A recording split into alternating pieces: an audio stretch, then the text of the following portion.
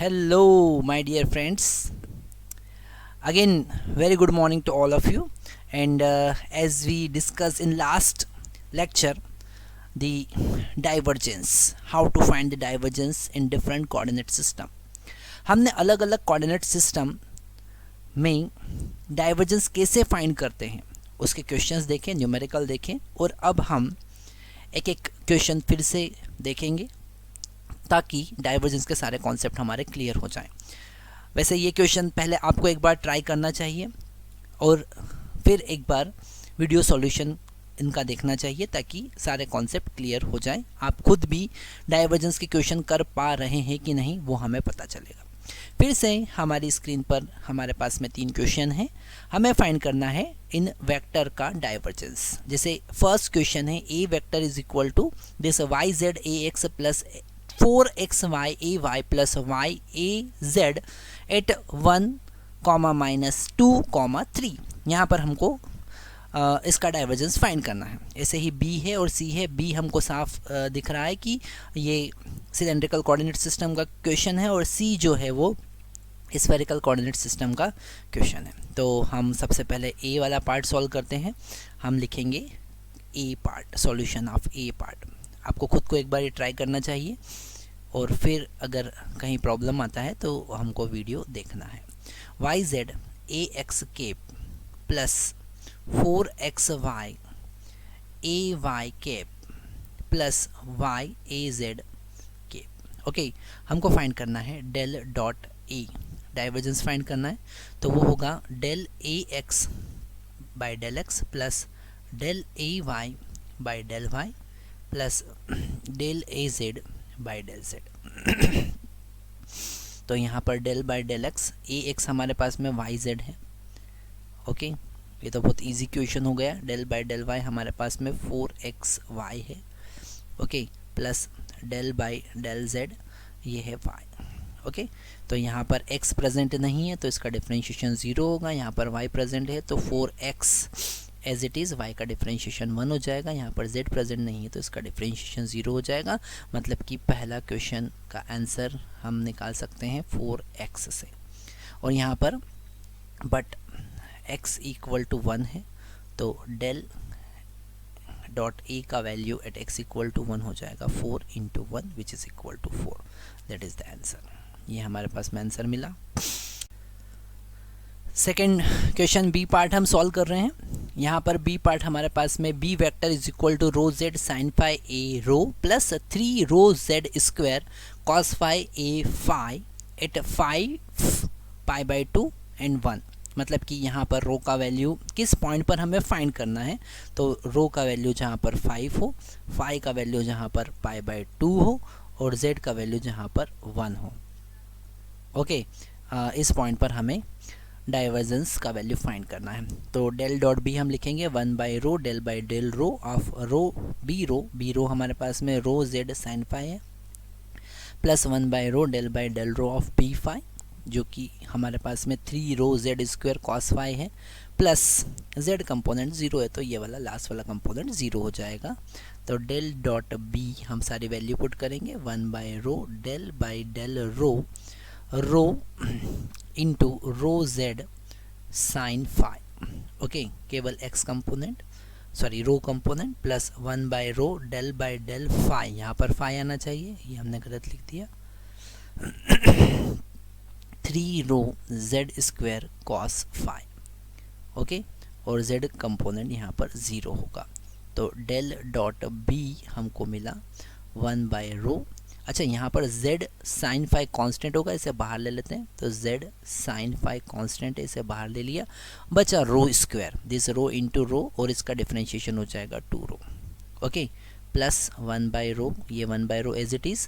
और यहाँ पर फाई के रिस्पेक्ट में करना है ना, तो ये हो जाएगा 3 रो जेड स्क्वायर कांस्टेंट और कॉस फाई का डिफरेंशिएशन क्या होगा माइनस साइन फाई।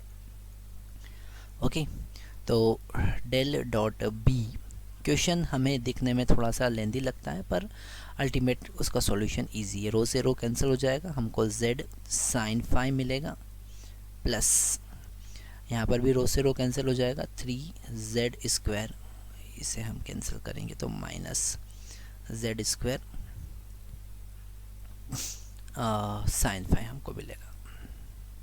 ओके, यहाँ पर हम रो का वैल्यू पुट नहीं करना है क्योंकि यहाँ पर रो का कोई टर्म नहीं है। पाई फाई का वैल्यू पाई बाई 2 पुट करेंगे तो साइन 1 हो जाएगा और जेड का वैल्यू 1 पुट करेंगे तो अल्टीमेट हमको डेल डॉट बी कितना मिलेगा एक बार चेक कर लेते हैं 1। साइन फाई का वैल्यू भी 1 हो जाएगा -3 1 स्क्वायर और इसका वैल्यू भी 1 हो जाएगा मतलब 1 - 3 which is equal to -2। So it is the answer.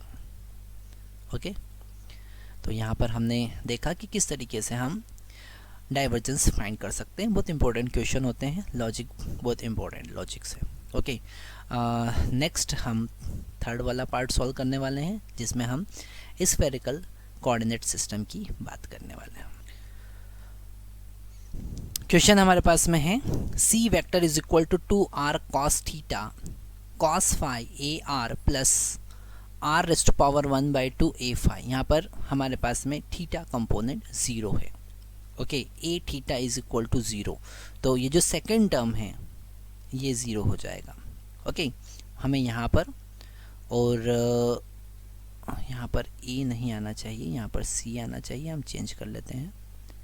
Okay, क्योंकि हम सी, तो यहाँ पर सी लिख देंगे। ओके, वैल्यू पुट करते हैं। आर का वैल्यू यहाँ पर 1 हमें यूज़ करना है, थीटा का वैल्यू हमें π/6 यूज़ करना है और फाई का वैल्यू हमें π/3 यूज़ करना है। ओके, इस पॉइंट पर हमें फाइंड करना है। तो डेल डॉट सी होगा 1/r² del by del R into R square into 2r cos theta और cos फाई।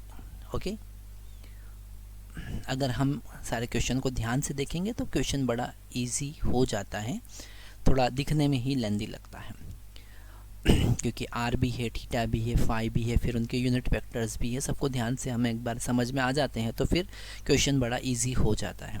ओके, तो ये सेकंड वाला टर्म तो 0 हो गया plus 1/r sine theta del by del phi और फाई कंपोनेंट क्या है r रेज़ टू पावर 1/2 बस। ओके, तो ये भी 0 होना है, लास्ट वाला टर्म भी 0 होना है। क्यों? क्योंकि ये फाई का कंपोनेंट, फाई तो प्रेजेंट ही नहीं है इस कंपोनेंट में, तो डिफरेंशिएट करेंगे तो 0 आएगा। r का डिफरेंशिएशन फाई के रिस्पेक्ट में 0 होगा, मतलब हमें केवल इस r³ का ही डिफरेंशिएशन करना है। क्वेश्चन बड़ा इजी हो गया है।